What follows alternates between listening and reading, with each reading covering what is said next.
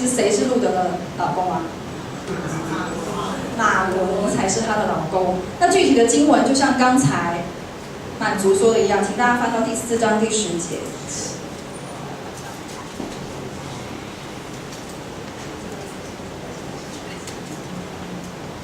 好，第4章第10节有没有看到？这个是波阿斯说的，他第9节开始，波阿斯对长老和众人说：“今天你们都是见证人，所有属于以利米勒、基连和马伦的，我都从拿俄米手中买下来了。我也娶了马伦的妻子摩押女子路德做妻子，所以她是马伦的妻子。好，这样子，下一次如果有 Bible Ball， 你就不会答错啦。好，我们现在来看一下。第1章的第7节到19节这一段呢，就是归回伯利恒的途中。归回伯利恒的途中呢，就是说，当然就是当时饥荒嘛，对不对？然后呢，他们就决定要回去。稍微补充一下，刚刚那个他们在那个饥荒的时候逃到摩押这个问题。其实我去查资料的时候，有很多人。那我看到有一些人就是直接批判他们不该离开神的应许之地。可是我去查了一些比较怎么讲？我觉得福音比较没有那么批判或没有那么很尖锐立场的，大部分的认为是觉得只有犹太拉比的观点才是不幸的事是跟灾祸都是上帝的审判或者是报应。其实很多事情呢，我们无法解答是为什么。其实他们当初搬去摩押之地是一个可以理解的事情，至少从历史的程度来讲是可以理解的事情。因为我查了一下，那当时的摩押离伯利恒50英里，我算了一下，就是80公里的路程。那也就是说，差不多从台北到新竹，这样的距离。所以他们虽然搬了，他们其实搬的没有很远。如果他是搬的很夸张，那有可能真的是就很不熟悉的地方。可是他其实只搬了。从台北搬到新竹而已。对，那他为什么搬的地方比较近？有一个原因是因为那时候摩押是属于以色列在管，还有一个原因就是它比较近的话，可能从心里面有一种想法，就是以后谁不想要回家呢？如果这灾祸真的过去了，就可以就近回家，这样子。所以其实这个到底他们家为什么遭受这样的苦难，我们没有办法有结论。我们也无法去判断，但神利用一个苦难，最后把它变成是祝福，这是我们所知道的事情。好，这是我刚忘记了，稍微补充一下，也是刚针对第一个题目部分。然后第1章的第7节到19节，就是在讲他们回归嘛，就是拿俄米决定要重新回去他的家乡啦。然后这一段我看的时候，我觉得很感动。第7节到第19节，我们今天多看一些经文，大家都回归到这边。其实这一段就是在讲拿俄米呢，他力劝他的2个儿媳妇走，一直叫他们回去吧，回去吧，回去吧，然后劝了3次，对不对？就一直跟他们说回去吧，回去吧，回去吧，到最后还是劝不了，然后就跟他们讲说。不行啊！你们真的要走啊！就是在这样的状况下面，最后是3个女人一起抱在一起哭了之后，大的这个儿媳妇才走。对，所以其实你看到他们的关系是很紧密，也很让我感动的。因为，照理说这个家里面遭遇了这么大的变故，其实也有可能，如果没有很深的一个关系的话。可以想象婆媳关系在我们华人的文化里面，这可以马上就是1拍2散的事情，可是他们却这么的没有办法就是分离。对，大家可以转过来面对我，不然你们这样听很难过，后面不会再分组讨论。会闹钟，这样我的脖子在听。我有点累。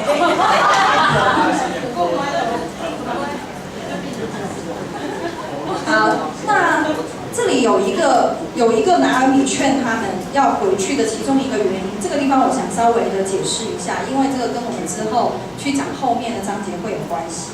对，其中一个在11节，11节到12节，谁可以帮我念一下？11节到12节，小明。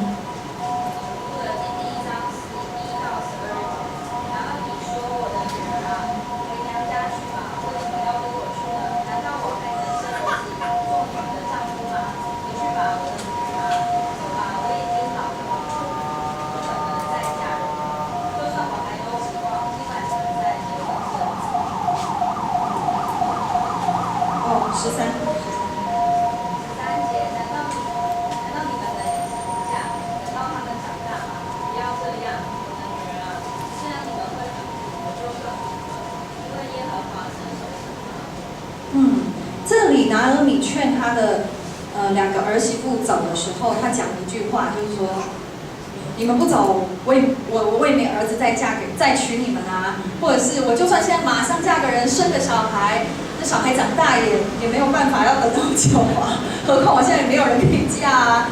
其实我以前在没有认真研读这段经文之前，我觉得这就好像就是一个非要把他们劝走的一个说法而已。对，就是我没有儿子啦，你留着我身边也没办法了。可是当我仔细去看的时候，原来这个是有来头的。这个就是所谓的旧约的一种以色列人他们的一个制度，叫做利未拉特婚姻。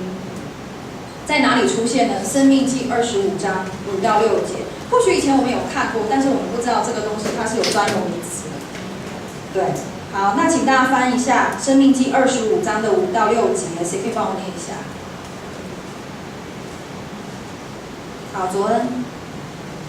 申命记25章5到6节，这边讲到说，如果弟兄们住在一起，其中一个没有儿子便死了，死者的妻子不可改嫁给外人，死者的兄弟要尽兄弟的责任娶她为妻。他生的第一个儿子要算为死者的儿子，你的死者在以色列绝后。Man， 对，所以其实拿俄米并不是随便说说而已。他其实是在真的讲，如果他真的有个儿子的话，其实那个儿子是真的要尽这个义务的，是真的要娶这两个儿媳，然后去绵延子嗣的。这是他们的一个以色列人都共同知道的制度，所以他并不是随便讲几句劝他们走的话这是一个很特别的地方。那这个请大家要注意，因为跟后面到底波安是有资格没资格娶她是有关系的所以我们之后下一堂都会再讲。然后我们接下来再看第1章的14到16节。好，再请人帮我念一下。我都当大家是全部看过的，所以我才会从中间挑节来看。如果你没看过，那你可能会没有办法知道，跟不上14到16节，郑家。14到16节。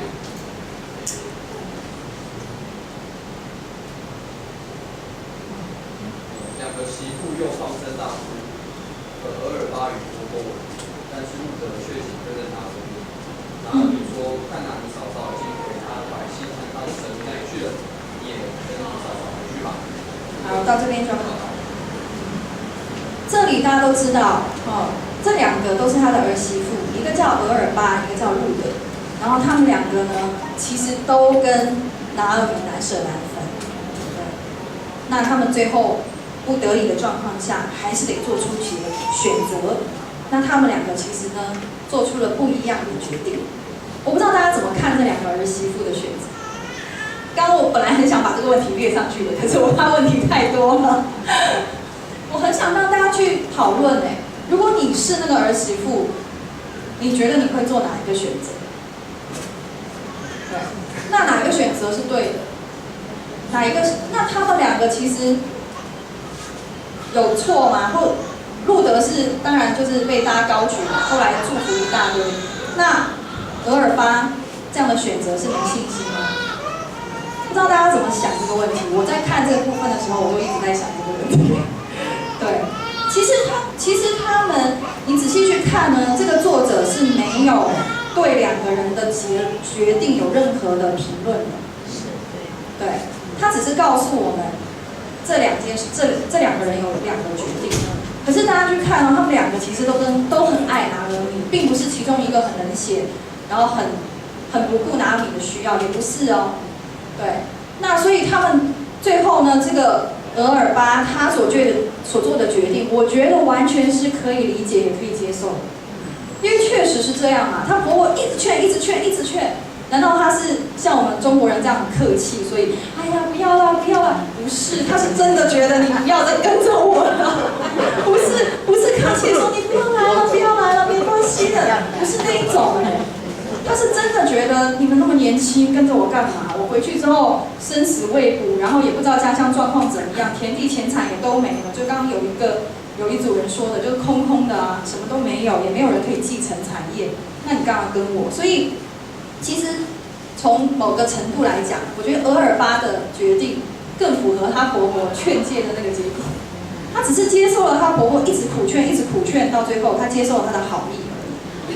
所以从这个角度来说呢，路德其实不是说路德的比较好，他的比较差，但是两个人形成了很鲜明的对比。在刚才念的那段经文的时候，说了一个动词，说路德舍不得离开拿俄米。这个舍不得呢，这个动词我不会念。如果我老公会念，请下次帮我念。对，它译作常在一起或者是紧随，也出现在另外几段经文。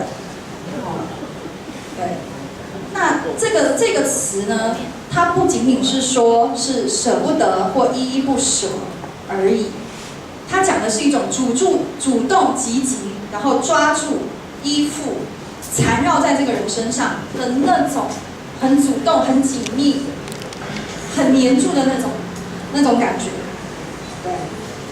那这个词它跟那个舍弃跟分离这个词，它刚好是反义词，所以这个词也同样用在下面这段经文里面。创世纪2章24节，人要离开父母与妻子联合的这个联合，就是刚这个同样一个词。好，我想要讲这个是做什么？其实我觉得这个又是我个人的 insight 的一个分享。我会觉得故事发展到这，我觉得我蛮感触的。在这么的挑战的状况下，其实两个媳妇都不想要离开婆婆，可是最终他们还是做出了选择。可是路德的选择让我觉得很感人的部分是，让我去思考了很多。对，他们两个都没有错，对。可是路德为什么会被高举？他们两个人的选择都是合理的啊。我觉得在我们的基督徒生活里面，我在想什么叫做合理。其实蛮多时候我们也可以做很多合理的事情哦，对，也是蛮不会让人觉得是错的哦。譬如说，我们不用太火热，但是我们有参加聚会，我们也不会让人家觉得我有犯罪。对，我很合理耶。我只要有请假，对。我有些事情当然就是有很多，我不是说这样是错的，但是都很合理哦。那如果我有灵修祷告，那我对我的门徒生命也觉得，就是还不错啊，生活过得也蛮合理的。对。那至于我灵修祷告有没有真的更深的属灵追求，在我的属灵的这个年纪上面，我没有真的面对我该面对的我的软弱、我的挑战。这件事情不是别人可以怎么讲，告诉你或者帮助你或替你去做的，对。可是你自己要不要做？如果你真的不做，你就是温温的过一个门徒的生命，看起来也都会很合理哦。在关系里面也是，我只要跟小组的人互动一下，该有聚会的时候，我也都会跟大家打招呼，这个日子过得也蛮合理的。不会太大的偏差啊，对。那我觉得这些东西，再让我想就是我们的门徒生命，我们是不是在过一个挺合理的门徒生命？路德的选择显然不是把自己放在河里而已，他就是做了一个其实很不容易的决定。他要去的地方是他根本不知道的地方，然后他也根本要舍弃很多东西。然后他呢是一个立定心智的一个决定跟选择，而不是不小心的一个决定。因为你看他婆婆也劝了 N 次了，然后呢，他也真的就是做了一个很大的决心，甚至还讲了一段超有名的话。好，那段话大家都知道吧？路德说：“请不要逼我离开你回去，不跟从你。你到哪里去，我也到哪里去；你在哪里过夜，我也要在哪里过夜。你的同胞就是我的同胞，你的神就是我的神。你死在哪里，我也要死在哪里，站在哪里。除非死亡把你我分离。如果我离开你，愿耶和华加倍惩罚我。”这段经文是我结婚的时候跟我老公讲的话。可是你知道吗？你知道吗？你不觉得？对啊，因为台湾跟大陆那个习惯不太一样。我发现，在台湾的婚礼很可惜都没有那个大家自己讲誓言的时间，在成都我们是有的。对，那这题外话。我想讲的是，我觉得路德讲的这段话真的完全不合理。那是她婆婆又不是她老公。她讲的这段话，你觉得合理吗？你仔细想想，你会觉得很合理吗？他讲的这个到死才让你跟我分离对，我觉得真的是很有趣，就是我觉得路德他的选择是超乎了，不是俄尔巴的选择很奇怪或者很差，而是路德他真的是超乎了一般的信心，跟他超乎了一般的常理的追随人的。所以我会觉得这是一个很特别的。如果今天我们的门徒生命，我觉得回归头自己来想，我们想要做一个什么样的基督徒？你想成为一个什么样的基督徒？有一天你会让神说你都还蛮合理的，还是你会希望神说，你真的是让我欣赏，让我觉得惊讶，让我赞叹的一个门徒？这是我觉得很特别的，也是这一课里面我最想跟大家分享的一个我自己个人的收获。今天课程不会太多，因为我很希望，讲重点就好。好，最后一个我想要分享的东西就是刚刚我们的最后一个问题拿阿米是不是真的满满的出去，空空的回来？这个问题如果是从拿阿米的主观的经历来说，跟他的主观认知来说，真的就是，对不对？从他的主观的那种感受来说，这件事情肯定是这样的。他确确实实当时是全家人出去的，回来就儿子跟老公都没了，这样。那我觉得这就是一个，说回来这就是一个问题，就是所谓的苦难的问题。那我没有打算在这个短短的时间里面分享整个苦难，因为话说我研究这个也不是为了研究啦，就是当我自己面对苦难的时候，也是看了好几年，也没找出一个很明确的答案来。可是当然看这里的时候，我会有一点体会，想分享给大家，就是我觉得在受苦的人呢，当我们去面对挑战的时候，我们就会有这样的一个想法。甚至刚刚在路德记的第1章的13节的时候，他还说，路德还告诉他的那个儿媳妇说什么？耶和华伸手对付我了。所以他认为所有这些都是出于神的旨意，所以他才会遭受这样的一个苦难。那神是不是到底会让人受苦呢？这是苦难神学，好像没有人有答案。但是我不知道神会不会让人受苦，但我知道神允许我们受苦。但是我想要讲的重点是，当我们在苦难中的时候，我不觉得我们需要去否认那个真实的感受，我们也不需要去压抑，就是说我现在就是觉得我对神有怀疑，或是我为什么现在神这样对我还是要表现得很好，不然大家就会觉得我怎么样。对，其实拿勒米从头到尾他都没有，你看他说话他都没有好像就是虽然神怎么样但我还是很相信神之类的，从来都没这样讲。他都是讲得很直接，就是神伸手打击我了，我满满的出去，空空的回来了。他讲话都是这样，可是后来神还反而大大的祝福他。为什么？我觉得重点不是我们不能有这样的真实的感受，而是我们要有我们的感受有正当的出路。就算我们在低潮里面也是一样，我们不是不可以有感受，但是你的感受有没有一个正当的出路？所以在诗篇里面，我们看到很多的诗人，他们都会跟神诉苦，对不对？对。那跟神诉苦就算了，有些还甚至埋怨神。那我觉得其实这些都不见得是一个不属灵的表现，也不见得是一个没信心的表现。但反而我觉得那是一个他会认真去寻找答案的一个历程。那所以当他不知道为什么受苦，也不知道自己为什么面对这一切的时候，他就会有一串的问题，然后他就会开始去讲一些话。可是我想要讲的重点是，这些都不是问题。你可以诉苦，你也可以跟神祷告的时候发怨言，你也可以讲出你的很真实的想法。但是这些痛苦有没有催逼你去寻求神？你的低潮、你的软弱、你的苦难，有没有催逼你更奔向神去找寻答案？更奔向神，让你想要去把你敞开在神的面前，甚至让神可以去接触你的内心，甚至让神可以去安慰到你的伤痛，甚至可以让神去医治到你的伤痛。所以当你的伤口真的被医治的时候，你就不会再问为什么会发生这样的事情，为什么上帝会让我经历这样的事情。这就是拿俄米经历的过程。如果看到最后，我们第4章我们就会知道，其实拿俄米到最后他不会再说他空空的回来，因为事实上虽然从主观感受来说他是真的失去了很多，但是很明显，就算在他最低谷、最挑战、最绝望的时候，神就放了路德在他身边。神就放了一个最大的盼望在他的生命里面。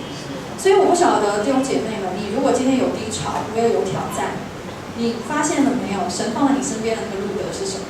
或许是个人，或许是一个机会，或许是一件事情，我不知道。那你身边的那个路德是什么？你有没有看到神给你的盼望是什么？还是你只看到了你的苦难？我不是说我们不该讲，我刚刚已经讲过了。可是你有去想过这个问题吗？神在最苦难的时候，在拿俄米身边放路。所以我觉得我们生命是充满了盼望的。这就是我今天的分享，只有第1章。好，那感谢大家。请大家把下次的讨论记下来。好。